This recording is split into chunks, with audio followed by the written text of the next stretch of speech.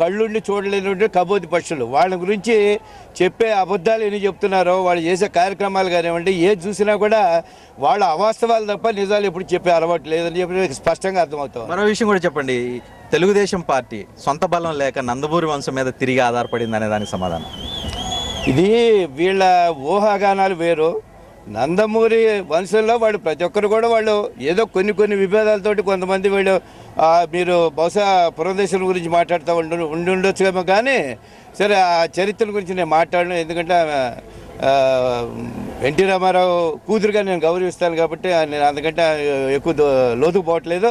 ఏదేమైనా కూడా చంద్రబాబు నాయుడు గారికి అండగా ఉండటానికే ఈ రోజున తెలుగుదేశం పార్టీని ఇంకా బలోపేతం చేసేదానికి వాళ్ళందరూ ముందుకు వచ్చారు. అది అంతవరకు స్పష్టంగా చెప్పండి. చివరి ప్రశ్న సమాధానం చెప్పండి. మీ ప్రాంతానికి యువగర్జన ఎంతవరకు ఊపు తీసుకొచ్చే అవకాశం?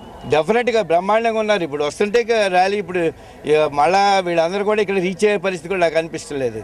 ఎందుకంటే చాలా దూరం నుంచి కూడా వేలాది వెహికల్స్ వస్తూ ఉన్నాయి. అదేవిధంగా మారుమూలలో ఉన్నటువంటి కడప ఈ ప్రాంతాల నుంచి కూడా వస్తున్నాయి. రాజశేఖర రెడ్డి సొంత ప్లేస్ నుంచి కూడా ఇప్పుడు మేము క్రాస్ చేసుకుంటాం. ఈ కార్యక్రమాన్ని ఎందుకోసం డిజైన్ చేయడం జరిగింది? నందమూరి వంశాన్ని ప్రజలకు తెలియజెప్పడం కోసం, నందమూరి వంశం టీడీపీ అనుకుందని చెప్పడానికా, లేకపోతే మీకు యువతలో ఉన్న పట్టును నిరూపించుకోవడానికా, లేకపోతే ఇటువంటి పెద్ద కార్యక్రమాలు చేయడం ద్వారా రాష్ట్ర ప్రజలను ఆకట్టుకోవడానికా? రాష్ట్ర ప్రజలకి కూడా విషయాలు కూడా అర్థం కావాలి, ఈ సభ ద్వారా అర్థం కావాలా. అదేవిధంగా యువతని ఉత్తేజపరిచేదానికి, అదేవిధంగా వాళ్ళ కార్యక్రమాలు తీసుకొని కొంత భాగం వాళ్ళకి కొంత టైం పార్టీకి కేటాయించాలనే ఉద్దేశంతో వాళ్ళకి ఒక మెసేజ్ ఇవ్వాలనే ఉద్దేశంతో ఈ కార్యక్రమాన్ని ఏర్పాటు చేయాలి. థ్యాంక్ యూ వెరీ మచ్ కరుణమల్ల గారు. మనతో యువ నేతలు ఉన్నారు. తలసాని శ్రీనివాస్ యాదవ్, సికింద్రాబాద్ కాన్స్టిట్యున్సీకి సంబంధించి ఎమ్మెల్యే, అదేవిధంగా తెలుగు యువత రాష్ట్ర కార్యదర్శి రవి గారు. మీరు చెప్పండి, తెలుగుదేశం పార్టీ నిర్వహిస్తున్న ప్రధానంగా యూత్ని టార్గెట్ పెట్టుకొని ఈ కార్యక్రమం నిర్వహిస్తుంది. ఈ కార్యక్రమం ద్వారా యువత ఎంతవరకు ఉత్తేజిత పొందే అవకాశం కనిపిస్తుంది? గతంలో పార్టీ స్థాపించిన నాటి నుంచి కూడా రాష్ట్రంలో యువతకి ప్రత్యేకమైనటువంటి పాత్ర కల్పించిన పార్టీ తెలుగుదేశం పార్టీ. స్వర్గీయ అన్న నందమూరి తారక రామారావు గారు కానీ, నారా చంద్రబాబు నాయుడు గారు కానీ గత 4.5 సంవత్సరాల కాలంగా కాంగ్రెస్ ప్రభుత్వం ఏర్పడేదానికి ఆనాడు ముఖ్యమంత్రి రాజశేఖర రెడ్డి గారు ఎన్నికలకు ముందిచ్చినటువంటి వాగ్దానాలు, అదేవిధంగా ఆయన ప్రభుత్వంలోకి వచ్చాక ప్రధానమైనటువంటి వారు ఇచ్చిన 4 వాగ్దానాల్లో కూడా 2.5 లక్షల ఉద్యోగాల భర్తీ కానీ, 1,20,000 ఎస్సీ ఎస్టీ బీసీ బ్యాక్లాగ్ పోస్టుల భర్తీ కానీ, ప్రతి ఏటా డిఎస్సి నిర్వహించడంలో కానీ, యువజన సంక్షేమానికి నిధులు కేటాయించడంలో పూర్తిగా వైఫల్యం చెందారు. నేను అడుగుతున్నాను, యువత ఎంతవరకు ఈ కార్యక్రమానికి వస్తూ ఉన్నారు? వచ్చిన యువత తెలుగుదేశం పార్టీ స్ఫూర్తిని పొందడానికి ఎంతవరకు సిద్ధంగా ఉన్నారు? ఈ పరిస్థితుల్లో గతంలో నారా చంద్రబాబు నాయుడు గారు ముఖ్యమంత్రిగా, ఎన్టీఆర్ గారు ముఖ్యమంత్రిగా తెలుగుదేశం పార్టీ చేపట్టిన కార్యక్రమాలు ఏం చేశాం? భవిష్యత్తులో రాష్ట్రంలో యువత ఎదుర్కొంటున్నటువంటి సమస్యలన్నింటిని గుర్తించి ఈనాడు తెలుగుదేశం పార్టీ ఒక స్పష్టమైన విధాన ప్రకటన చేయబోతున్నాం. గతంలో మీకోసం యాత్రలో నిరుద్యోగ యువకుల భృతి కోసం 1000 రూపాయలు ప్రకటించున్నాం. భవిష్యత్తులో వారి స్వయం ఉపాధికి కానీ, ఉద్యోగ అవకాశాలు ప్రభుత్వ ప్రైవేటు రంగాల్లో కల్పించబోయేటువంటివి, అదేవిధంగా స్వయం ఉపాధి కోసం ఈరోజు విధాన ప్రకటన చేస్తున్నాం. దీని ద్వారా యువత తెలుగుదేశం పార్టీ వైపు గతంలో ఏ విధంగా ఉంది, భవిష్యత్తులో యువత మద్దతు ఏ విధంగా అనేది మేము ఈ సభ ద్వారా నిరూపిస్తున్నాం. రవి గారు, నేను అనేక మంది ఇక్కడ వచ్చిన వాళ్ళతో కొంతమందితో మాట్లాడటం జరిగింది. చాలా మందిలో ఒక సందేశం, ఒక బాధ కనిపిస్తుంది. జూనియర్ ఎన్టీఆర్ రావటం లేదు. పార్టీ కానీ, అవసరమైతే నందమూరి కుటుంబం కావచ్చు, ఇనిషియేట్ తీసుకోవటం ద్వారా జూనియర్ ఎన్టీఆర్ని కనుక ఈ కార్యక్రమానికి రప్పించగలిగితే పరిపూర్ణత సాధించేది యువగర్జన అనేది. ఆ లోటు మీకు కనిపిస్తుంది? అంటే కొంత అభిమానుల్లో కొంతమంది మాట్లాడడం కూడా జరిగింది. వారు కూడా వచ్చుంటే ఇంకా బాగా ఉండేదని. కానీ కేవలం వ్యక్తిగత కారణాలు తప్పితే వరకు ఉన్నటువంటి సినిమా షెడ్యూల్, ఆ వ్యక్తిగత కారణాలు వాటన్నింటిని ఫుల్ఫిల్ చేసి ఇక్కడ అతను తీసుకొస్తే కార్యక్రమానికి పరిపూర్ణత వచ్చేది. అభిమానులందరిలో నందమూరి వంశాన్ని అభిమానించేవాళ్ళు, ప్రేమించేవాళ్ళు, ఆ వంశాన్ని చూసి ఏ పనైనా చేసేవాళ్ళు, వాళ్ళందరికీ ఒక ఆనందం కలిగేది కదా. వారు సమావేశానికి రాలేకపోతున్నామని 2 రోజుల నుంచి పత్రికా ప్రకటనలు కానీ, వారి ఫ్యాన్స్ అందరినీ కూడా తప్పకుండా మీరు వెళ్ళండి, భవిష్యత్తులో తెలుగుదేశం పార్టీకి నా మద్దతు ఉంటుంది, రాబోయే ఎన్నికల్లో తెలుగుదేశం పార్టీ విజయానికి, తాతగారి ఆశయాలకు, బాబు గారి కార్యక్రమాలకు అన్నిటికి కూడా మా మద్దతు ఉందని చెప్పి కూడా వారు తెలియజేశారు. భవిష్యత్తులో అదేవిధంగా ఉంటుందని ఆశిస్తున్నాను. థ్యాంక్ యూ రావు గారు. తలసాని శ్రీనివాస్ యాదవ్ గారు, మీరు సికింద్రాబాద్ కాన్స్టిట్యున్సీ నుంచి ఇక్కడ రావడం జరిగింది. సికింద్రాబాద్ కాన్స్టిట్యున్సీకి సంబంధించిన తెలుగుదేశం పార్టీ కార్యకర్తలు ఎంతవరకు ఈ కార్యక్రమానికి వచ్చారు? వచ్చిన కార్యకర్తల్లో ఏ భాగానికి సంబంధించిన వాళ్ళు ఎక్కువ మంది ఉన్నారు? ఈరోజు ఒక సికింద్రాబాద్ అనే కాకుండా హైదరాబాదు, రంగారెడ్డి జిల్లా, తెలంగాణ ప్రాంతాలు కానివ్వండి, ఉత్తరాంధ్ర, కోస్తాంధ్ర జిల్లాలు కానివ్వండి, మరి అదేవిధంగా ఈరోజు రాయలసీమ జిల్లాల నుండి కూడా ఈ యువగర్జన కార్యక్రమానికి పెద్ద ఎత్తున వస్తూ ఉన్నారు.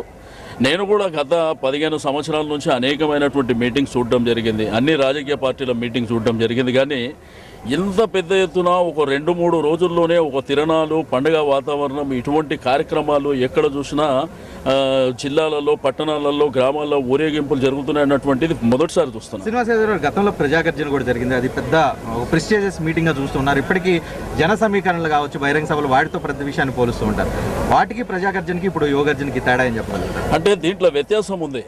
ఇప్పుడు గడిచిన 4.5 సంవత్సరాల నుంచి ఈ రాష్ట్రంలో జరుగుతున్నటువంటి రాక్షస పాలనను అంతమొందించాలని చెప్పి మరి ఏకైక మార్గమే అనేటువంటి, అంటే ఇక్కడ సంకేతాలు ఎట్లా వస్తున్నాయంటే యంగ్స్టర్స్ కానీ జనాల నుంచి కానీ ఈ మీటింగ్ సక్సెస్ చేయడం ద్వారా ఒక పార్టీకే కాదు, పార్టీ అభిమానులకే కాదు, ప్రజానీకం కూడా ఎదురు చూస్తున్నారు. ఇది సక్సెస్ అయితే మాకు రేపు న్యాయం జరగబోతుంది.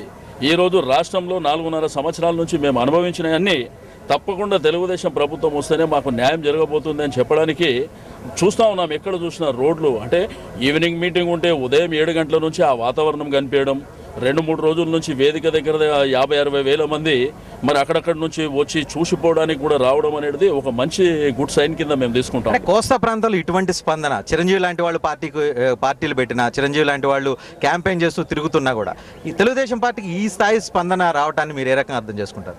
ఈరోజు చూస్తూ ఉన్నాం బ్రదర్, ఈ మధ్యకాలంలో చిరంజీవి గారు పార్టీ పెట్టిన తర్వాత కొన్ని జిల్లాల్లో ఎటువంటి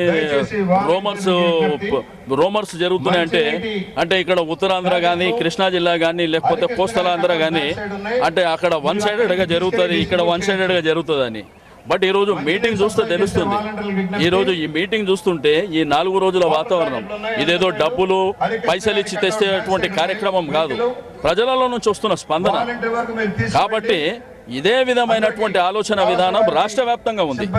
కాబట్టి తప్పకుండా వాళ్ళు ఏం ఎక్స్పెక్టేషన్స్తో ఉన్నారో ఈరోజు కాంగ్రెస్ ప్రభుత్వం కానీ ఇతర పార్టీలు కానీ తప్పకుండా రేపు రాబోయే 4-5 నెలల్లో మీరు చూస్తూ ఉన్నారు, తప్పకుండా తెలుగుదేశం ప్రభుత్వం వస్తుంది. శ్రీనివాస్ యాదవ్ గారు, మరో ప్రశ్న సమాధానం చెప్పండి. తెలంగాణకు అనుకూలంగా తెలుగుదేశం పార్టీ నిర్ణయం తీసుకున్న కోస్తా ప్రాంతంలో ఎటువంటి వాళ్ళలో అటువంటి భావన కానీ లేకపోతే ఎటువంటి ఆలోచన ధోరణి కానీ కనిపించలేదు. ఎంతమంది జనం వస్తున్నారంటే చాలామంది తెలుగుదేశం నేతలు అదే విషయాన్ని చెప్తూ ఉన్నారు. అంటే తెలంగాణ విడిపోయినా పర్లేదనే భావన కోస్తాలో మీకేమైనా కనిపిస్తుందా మీరు ఆ ప్రాంతం? అంటే ఈరోజు రాష్ట్రంలో పరిస్థితి ఎట్లుందంటే ఎప్పటికప్పుడు వాళ్ళ ప్రాంతం మనోభావాలను గౌరవించవలసినటువంటి పరిస్థితులు ఏర్పడతా ఉన్నాయి. ఈరోజు చరిత్ర తీసుకున్నా కానీ 56 సంవత్సరం నుంచి ఇప్పటి వరకు తీసుకున్నప్పుడు కానీ మరి ఈ రోజు ప్రజలలో కూడా ఒక క్లారిటీ ఉన్నది. ప్రజలు కూడా అనుకుంటా ఉన్నారు, ఓకే మరి ఇన్ని రోజుల నుంచి ఈ విధంగా జరుగుతున్నటువంటి పరిస్థితులు వస్తున్నాయి కాబట్టి ఓకే మనం ఫైన్, ఈ రోజు జరుగుతున్నటువంటి పరిణామాలని మనం కూడా సపోర్ట్ చేస్తామన్నటువంటి వాతావరణం కనిపిస్తుంది. ఎందుకంటే మొన్ననే ఈ మధ్యకాలంలో విజయదశమి దసరా రోజున తీసుకున్నటువంటి నిర్ణయం మరి వెనువెంటనే ఈ కార్యక్రమం మేము ఏర్పాటు చేసినాం.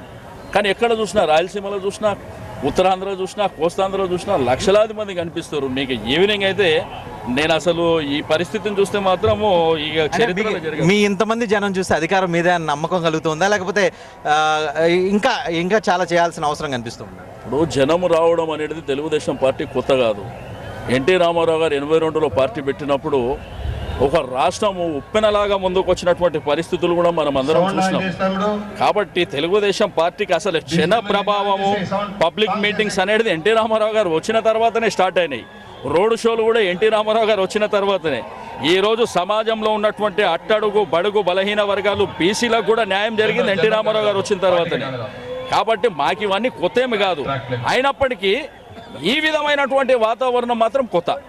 ఇట్లా జరగలే ఎప్పుడు. అప్పుడు కూడా ప్రజాగర్జన జరిగింది, సింహగర్జన జరిగింది, మన నిజాం కాలేజ్ గ్రౌండ్స్లో కానీ లేకపోతే మనకు జిమ్ఖానా గ్రౌండ్స్లో కానీ ఇంతకంటే పెద్ద మీటింగ్స్ జరిగినాయి. కానీ ఇటువంటి వాతావరణం అయితే రాలేదు. శ్రీనివాస్ యాదవ్ గారు, మీరు యువకుడిగా రాజకీయాల్లోకి వచ్చాడు, ఎన్టీ రామారావు పార్టీ పెట్టినప్పుడు మీరు వచ్చారు. ఇప్పుడు ఏమనిపిస్తుంది ఇప్పుడు యువగర్జన తెలుగుదేశం పార్టీ టేకప్ చేయడాన్ని? తప్పకుండా యువకులలో తెలుగుదేశం పార్టీ యువకులకు న్యాయం చేస్తుంది అనేటువంటి భావన కలుగుతుంది. 15 సంవత్సరాల కింద మేము యంగ్స్టర్స్గా ఉన్నటువంటి పరిస్థితులు ఈ రోజు యంగ్స్టర్స్లో కూడా ఒక కాన్ఫిడెన్స్ వచ్చింది.